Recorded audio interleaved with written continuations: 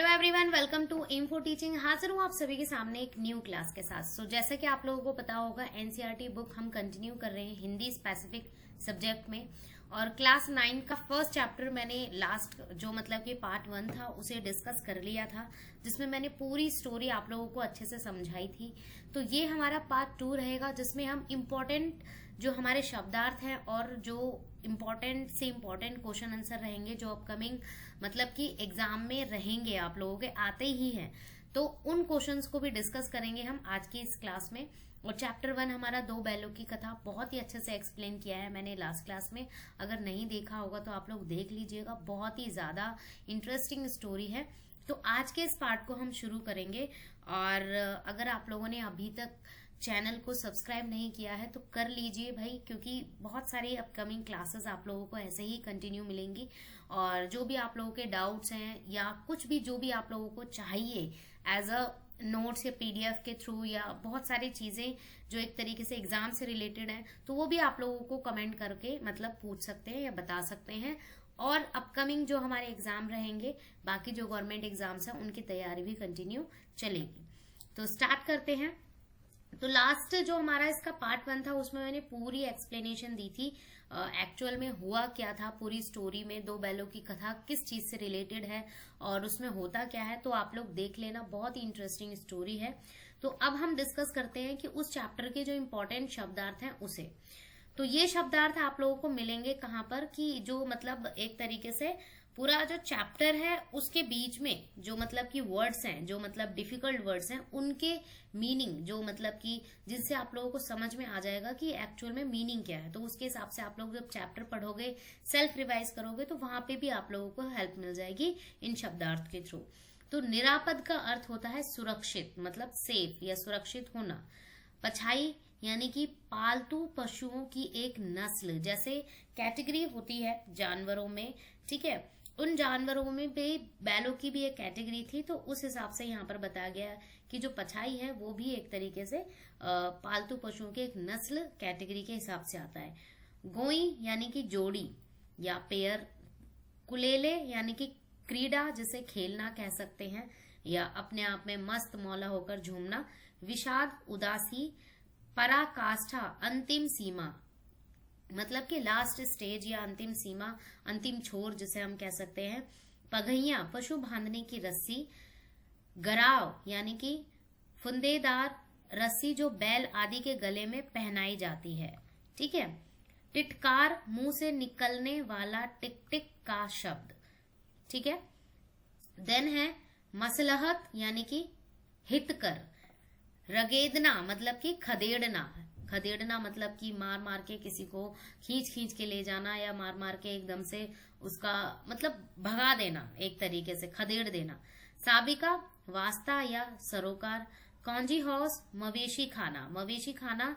तो जैसा स्टोरी के हिसाब से आप लोगों को पता ही होगा कि हीरा और मोती को एक मतलब लास्ट में जब वो मटर के खेत में जाते हैं और मटर खा रहे होते हैं, तो वहां के मालिक उन्हें जो मालिक होता है वो कौंजी हाउस में भेज देता है। तो कौंजी हाउस एक ऐसी जगह होती है जहां पर जो बिना पाले हुए या पालतू जो पशु होते हैं, बिना पालतू वाले पशु, उन्हें मतलब कि एक तरीके से बांध कर रखा जाता है और फिर उनकी नीलामी होती है, और जो जिसे जैसा जानवर चाहिए वो वहां से उन्हें खरीद कर ले जाता है। और उसमें बैल भी हो सकते हैं, घोड़े भी हो सकते हैं, बकरियां भी हो सकती हैं, भैंस भी हो सकते हैं। तो वो एक तरीके से पूरा एक मतलब घर टाइप का बनाया जाता है जानवरों के लिए, पर उनको अच्छे से ट्रीट नहीं किया जाता वहां पर, ठीक है। जैसे हीरा और मोती वाली मतलब इस कहानी में भी दे रखा था कि वहां पर बहुत सारे ऐसे जानवर थे, वो ऐसे ही पड़े हुए थे ना, उन्हें खाने के लिए कोई चारा दिया जाता है और सुबह से शाम तक ऐसे ही हो जाता है उन लोगों के साथ, तो वो चीज। रेवड़ यानी कि पशुओं का झुंड। थान पशुओं की बांधे, पशुओं को या पशुओं के बांधे जाने की जगह, मतलब थान एक जगह होती है और वहां पर पशुओं को बांधा जाता है। उछा यानी कि उत्सव या आनंद, दोनों में से आप कुछ भी कह सकते हैं। तो अब चलते हैं प्रश्नोत्तर पर, और यहाँ पर मैं क्वेश्चन आंसर में बताऊंगी कि कौन कौन से क्वेश्चन आंसर जो रिपीट होते हैं मतलब आप लोगों के एग्जाम में। और ये चीज तो पता ही होगी कि मतलब सिलेक्टेड सिलेबस कर दिया है अब तो सीबीएसई में। तो ये चैप्टर मतलब जो आप लोगों के यूटीज वगैरह होंगे या मतलब एसए 1 होते हैं, जो मतलब फर्स्ट टर्म टाइप का जो एग्जाम होगा उसमें ये चैप्टर रिपीट किया जाता है। तो ये स्टोरी आप लोगों को एक तरीके से आप पढ़ लेंगे, समझ लेंगे, तो बार बार इसे एक तरीके से रिवीजन की जरूरत पड़ेगी, याद करने की जरूरत नहीं पड़ेगी। तो फर्स्ट क्वेश्चन है, कांजी हाउस में कैद पशुओं की हाजिरी क्यों ली जाती होगी? तो यहाँ पर क्यों ली जाती होगी, आप लोगों ने अगर चैप्टर समझ लिया है, पढ़ लिया है, तो आप लोग सेल्फ भी बनाकर लिख सकते हैं कि क्यों ली जाती होगी। पर उत्तर के हिसाब से देखिए यहाँ पर लिखा है, मतलब जो एक तरीके से होना चाहिए एक्चुअल आंसर, कांजी हॉर्स एक प्रकार के पशुओं की जेल थी। जेल वैसे ही सेम चीज मैंने स्टोरी में भी बताई थी, यहाँ पर भी बताई है कि मतलब पशुओं के लिए जेल थी। वहां पर ढंग से उन्हें ट्रीट नहीं किया जाता था, ढंग से चारा नहीं दिया जाता था, ढंग से उनकी देखरेख नहीं की जाती थी। तो उन पशुओं के लिए क्या थी, वो एक तरीके से जेल थी। उसमें ऐसे आवारा पशु कैद होते थे जो दूसरों के खेतों में घुसकर फसल नष्ट कर देते थे। अतः कांजी हाउस के मालिक का यह दायित्व होता था कि वह उन्हें जेल में सुरक्षित रखे और भागने ना दे। इस कारण हर रोज उनकी हाजिरी लेनी पड़ती होगी। तो एक्चुअल आंसर इसका ये होना चाहिए इस क्वेश्चन के हिसाब से। नेक्स्ट है हमारे सामने, छोटी बच्ची को बैलों के प्रति प्रेम क्यों उमड़ आया?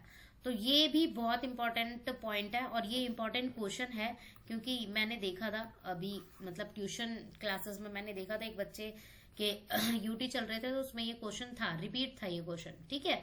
और सिलेबस तो रिपीट होता ही रहता है एनसीईआरटी की बुक का, तो ये हर साल कहीं ना कहीं रिपीट क्वेश्चन बनता है।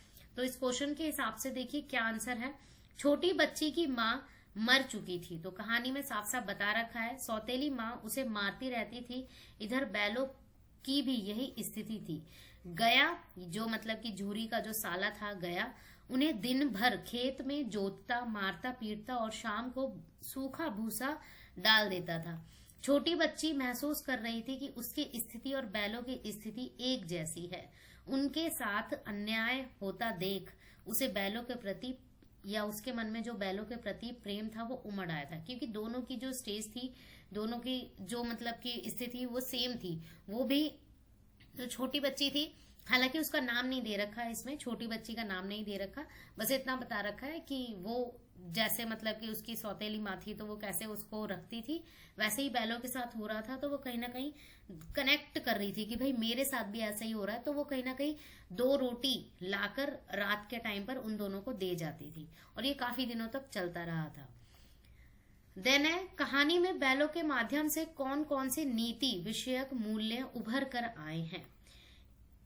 नीति विषयक मूल्य, तो इस क्वेश्चन के हिसाब से देखते हैं, इस कहानी के माध्यम से निम्नलिखित नीति विषयक मूल्य उभर कर आए हैं, सामने आए हैं। नीति विषयक मूल्य का मतलब होता है एक तरीके से मतलब जहां पर हम कर्तव्य जिसे हम कह सकते हैं, जो एक तरीके से होना चाहिए, इंसान के अंदर होना चाहिए, ठीक है।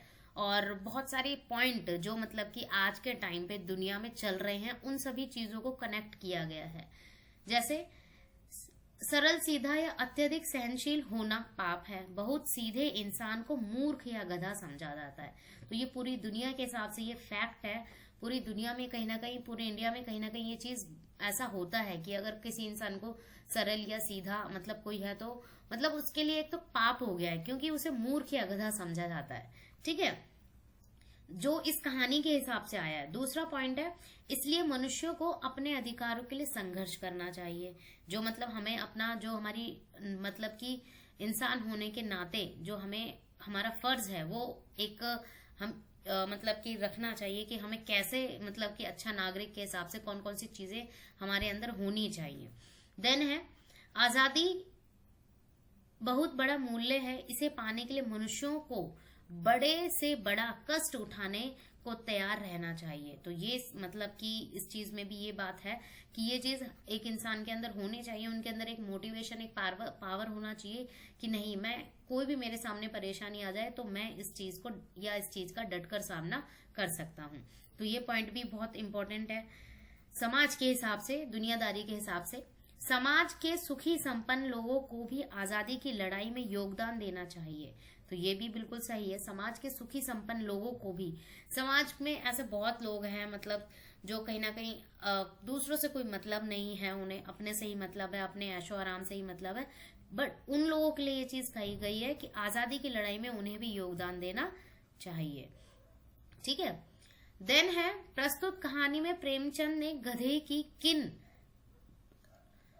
स्वभावगत विशेषताओं के आधार पर उसके प्रति रूढ़ अर्थ यानी कि मूर्छ प्रयोग ना करने या ना कर किस नए मतलब कि अर्थ की ओर संकेत किया गया है कि उसे मूर्छ प्रयोग ना मतलब कि मूर्छ शब्द उसके लिए नहीं बोलना चाहिए, गधे के लिए क्यों नहीं बोलना चाहिए।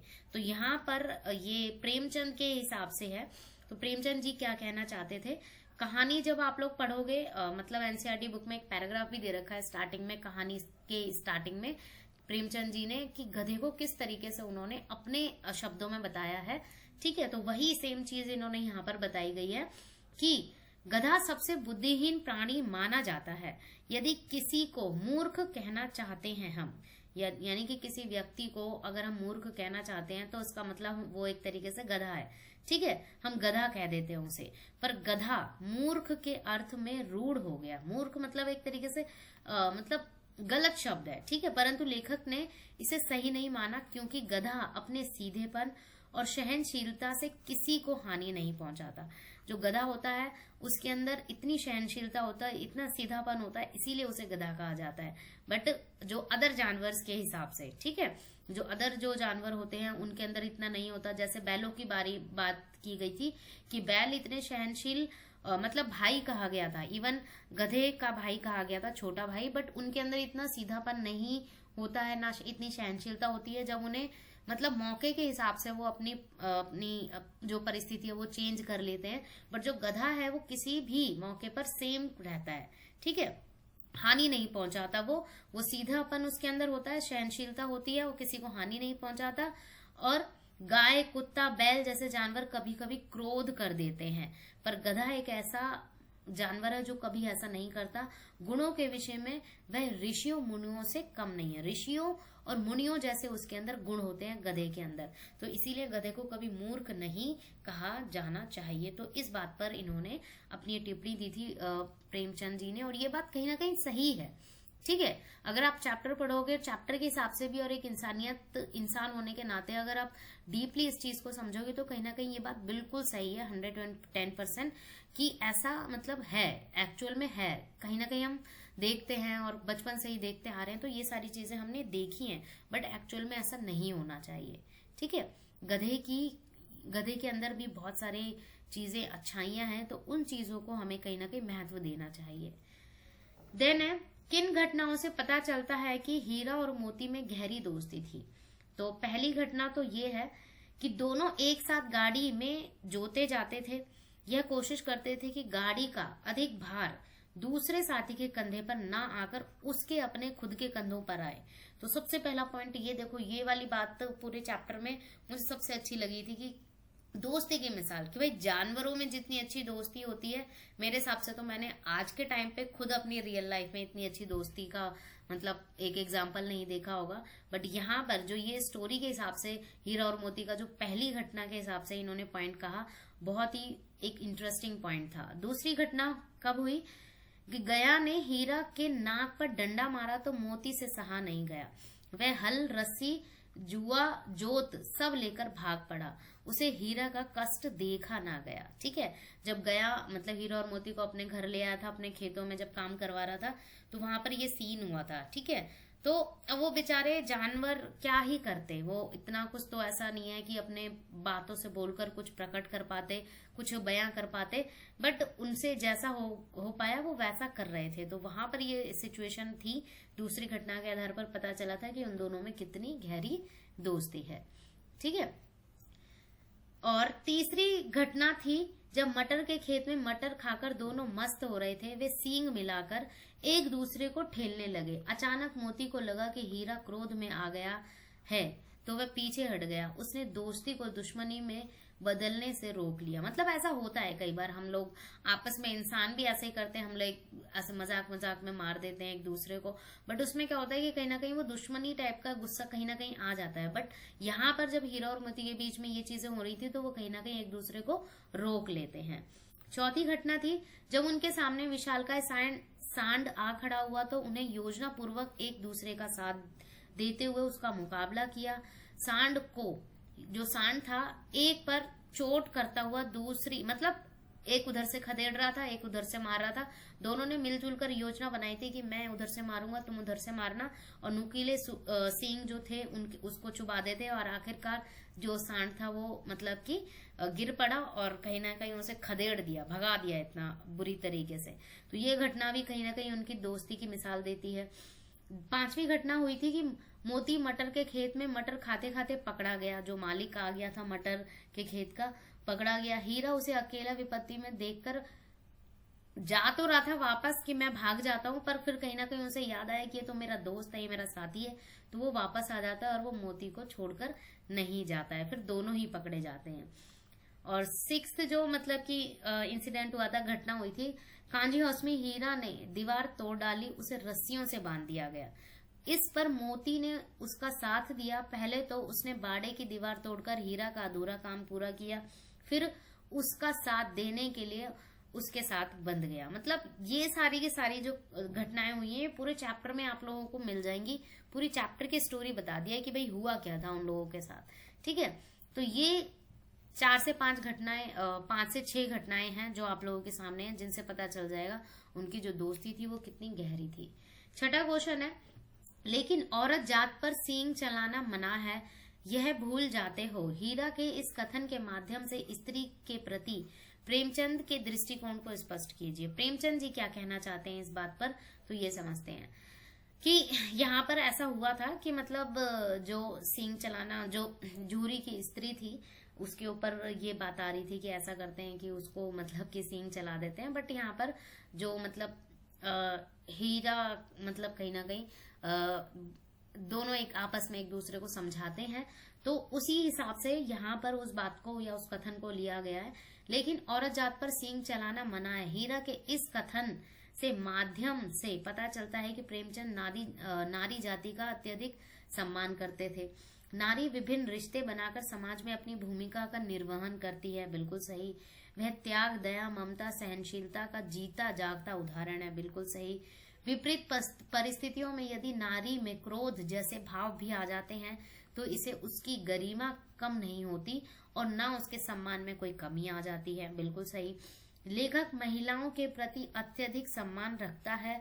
उसने यह भी कहना चाहा कि जब पशु भी नारी जाति का सम्मान करते हैं तो मनुष्यों को भी नारी जाति का सम्मान हर स्थिति में करना चाहिए। तो ये टिप्पणी प्रेमचंद जी द्वारा लिखी गई है। मतलब प्रेमचंद जी ने अपनी जो कहानियों में व्यक्त किया है नारी के प्रति, उन सब बातों को यहाँ पर बताया गया है। और ये इंसिडेंट हुआ था इस कहानी में कि मतलब सींग चलाने वाला तो हीरा मतलब कि मोती को कैसे समझाता है, तो वो बात यहाँ पर एक एक्सप्लेन की गई है, बयां की गई है। ठीक है, तो बहुत ही इंटरेस्टिंग क्वेश्चन है ये। क्वेश्चन तो इतना ज्यादा मतलब इतना डिफिकल्ट तो खैर नहीं है। अगर आप इसे समझोगे, अपने शब्दों में लिखोगे तो इजीली आप लिख पाओगे। बहुत ही इजी क्वेश्चन है। देन है हमारे सामने 7th क्वेश्चन, किसान जीवन वाले समाज में पशु और मनुष्य के आपसी संबंधों को कहानी में किस तरह व्यक्त किया गया है।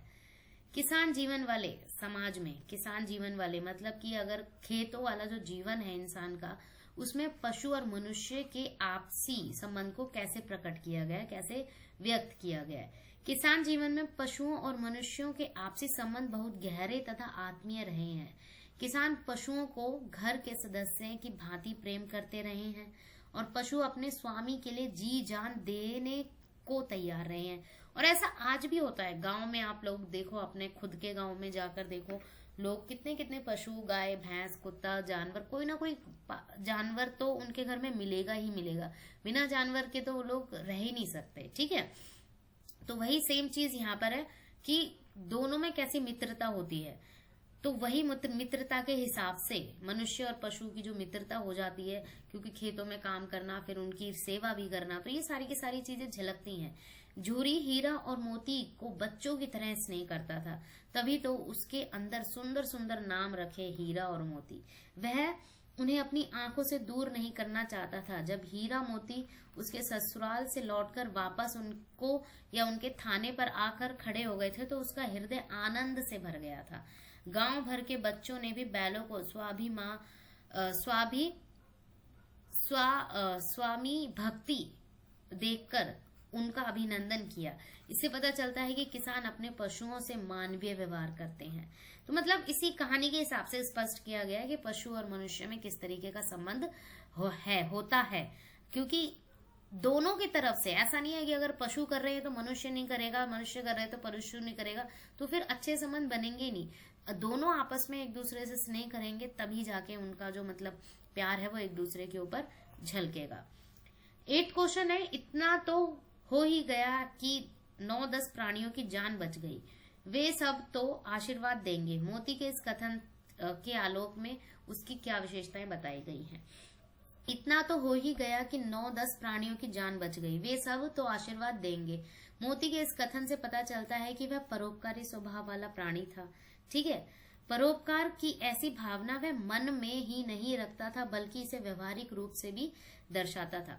अब यहाँ पर देखिए, हीरा थोड़ा सा क्रोधित टाइप का था, ठीक है, और जो मतलब कि मोती था वो कहीं ना कहीं उसके अंदर एक प्यार, स्नेह और दया की भावना ज्यादा थी। तो वो चीज आपने स्टोरी में देखी होगी, पढ़ी होगी, तो वहां पर ये झलकी है। ठीक है, तो वही चीज मोती की यहाँ पर बातें को मतलब कि दर्शाया गया है कि वह मन में ही नहीं रखता बल्कि इसे व्यवहारिक रूप से दर्शाता भी है। वह बाड़े की कच्ची दीवार को तोड़कर 9-10 प्राणियों को भगाता है, मतलब जो कांजी हाउस में उनको बंद कर देता है, तो उन जो भी जानवर होते हैं उन्हें भगाता है वो, ताकि उनकी जान बच जाए। मोती सच्चा मित्र भी है, वह कांजी हाउस में हीरा को अकेले छोड़कर नहीं जाता। वह आशावादी भी है, उसे विश्वास है कि ईश्वर उसकी जान अवश्य बचाएंगे। ठीक है, तो ये कहीं ना कहीं बहुत ही अच्छा पॉइंट था जो एक तरीके से यहाँ पर बताया गया कि इन जो मतलब कि हीरा का जो कथन था इसी बात को कहीं ना कहीं दर्शा रहा है कि यहाँ पर उन दोनों की गहरी दोस्ती के बारे में बात की गई है, और उसने जो और जानवरों के लिए किया उससे उनको आशीर्वाद ही मिलेगा। तो ये चीज कहीं ना कहीं उसे लगा मन ही मन में कि ये सब चीजें मैं अगर अच्छा कर रहा हूं तो भगवान भी मेरे साथ अच्छा करेंगे, तो इस चीज को दर्शाया गया है। देन है हमारे सामने आशय स्पष्ट करना है कि अवश्य ही उनमें कोई ऐसी गुप्त शक्ति थी जिससे जीवों में श्रेष्ठता का दावा करने वाला मनुष्य वंचित है। तो यहाँ पर आशय स्पष्ट करना है इस बात का। ठीक है, हीरा और मोती बिना कोई वचन कहे एक दूसरे के मन की बात समझ जाते थे। प्राय वे एक दूसरे से स्नेह की बातें सोचते थे। यद्यपि मनुष्य स्वयं को सब प्राणियों से श्रेष्ठ मानता है, किंतु उनमें भी यह शक्ति नहीं होती। ठीक है, तो ये कथन इस बात को स्पष्ट कर रहा है कि जो हीरा मोती थे वो एक दूसरे की बात, देखो वो जानवर थे, बोल तो सकते नहीं थे, पर मूक भाषा में भी एक दूसरे की बात जान लेते थे, एक दूसरे से इतना स्नेह कर सकते मतलब करते थे जितना आज के टाइम पे इंसान नहीं करता है। ठीक है, तो वो चीज यहाँ पर स्पष्ट की गई है। उस एक रोटी से उनकी भूख तो क्या शांत होगी, पर दोनों के हृदय में मानो भोजन मिल गया। ये वाक्य कब का हुआ था, जब वो मतलब एक तरीके से जो छोटी बच्ची है उनके लिए रोटी लेकर आती है, वहां पर ये मतलब स्थिति हुई थी कि हीरा और मोती गया के घर बंधे हुए थे। गया ने उनके साथ अपमानपूर्ण व्यवहार किया, इसलिए वे क्षुब्ध थे, परंतु तभी एक नन्ही लड़की ने आकर उन्हें एक रोटी ला दी। उस रोटी से उनका पेट तो नहीं भर सकता था, परंतु उसे खाकर उनका हृदय जरूर तृप्त हो गया। उन्होंने बालिका के प्रेम का अनुभव कर लिया और प्रेम और प्रसन्न हो उठे। तो कहीं ना कहीं वो जो जानवर थे हीरा मोती, उसके लिए भी बहुत प्रसन्न थे, उस लड़की के लिए भी, और उसको मतलब कि एक तरीके से वो लड़की उनके पास खड़ी थी तो इधर इस तरीके से उसे चाट रहे थे, जीभ से उन्हें पुचकार रहे थे, तो वो भी कहीं ना कहीं प्यार वहां पर देखने के लिए मिलता है।